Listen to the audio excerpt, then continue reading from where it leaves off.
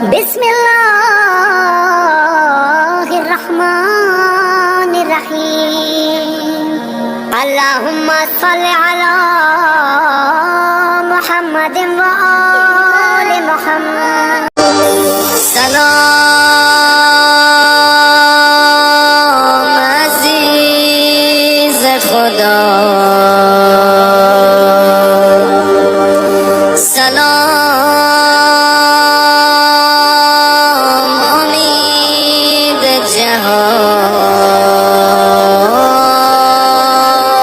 خدیجہ کا شوہر نبیوں کا سردار، داماد ولیوں کا سردار، بیٹی عورتوں کی سردار، نواز جنت کے جوانوں کے سردار، کمی کی بیٹی کی اوقات کیا ہے کہ خدیجہ کے مقابلے میں حضرت ابو بکر رضی اللہ تعالیٰ عنہ وہ فرماتے ہیں میرے قد سے زیادہ سونا روز خدیجہ ڈھیر لگاتی تھی۔ اور اب سنیں گے ان کا قد کتنا،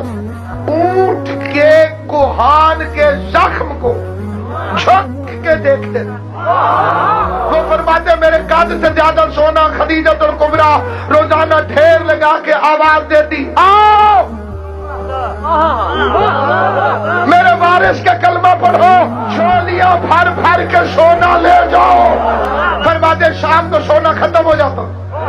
محمد مصطفیٰ چادر کو خالی کرتے، شکریہ کی نگاہوں سے خدیجہ کی طرف رخ کرتے، اس سے پہلے کہ محمد مصطفیٰ شکریہ ادا کرے اپنے سر کی چادر سے محمد کی نالین صاف کرنے لگ جاتی، گردن چکا کے کہتی شکریہ ادا کر کے کنیز کو شرمندہ نہ کر، یہ جو صبح تیرے چہرے کی زیارت کی تھی اس کا صدقہ اتارا۔ یہ سیدوں کی ماں جس کی دولت کے صدقے میں توجہ میری پورے رکھیں گے، اسلام امیر ہو گیا، عرب کی عرب پتی بی بی، تاریخ عرب کہتی ہے یہ اتنی امیر تھی جس کے نوکروں کے خیموں کے رسے سونے کے ہوتے تھے، کنیزوں کی کمر کی بیٹیاں سونے کی ہوتی تھی۔ جب بی بی کا تجارت کا قافلہ گھر سے نکلتا آخری اونٹ مکے سے نکل رہا ہوتا تھا، پہلا اونٹ یمن میں داخل ہو رہا ہوتا تھا۔ یہ ہمارے نبی کی وہ بیوی ہے جس نے اسلام سے لیا نہیں، اسلام کو دیا ہے۔ جب بی بی کا تجارت کا قافلہ گھر سے نکلتا نا جی، کیونکہ بہت وسیع تجارت تھی، اور جناب خدیجہ کے والد خویلد یہ بھی عرب کے امراء میں سے تھے، بہت امیر تھے۔ جب یہ بی بی ہمارے نبی کے گھر آ گئی ہے تو قریش کی عورتیں بی بی کے گھر آئیں اور انہوں نے آ کے عربی میں ایک شعر پڑھا اور شعر میں تانا دیا بی بی کو۔ انہوں نے کہا خدیجہ باپ تیرا خویلد اتنا امیر تھا کہ اس کے سر کا شملہ عرش کو چھوتا تھا، اور تو یتیم عبداللہ کے گھر کنیز بن کے آ گئی ہے۔ بی بی کو تانا دیا کہ باپ تیرا اتنا امیر تھا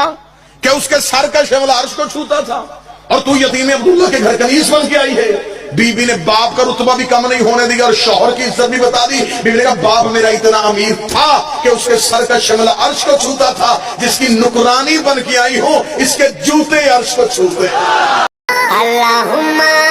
کل ولیک الحجت ابن الحسن صلواتک علیہ وعلیہ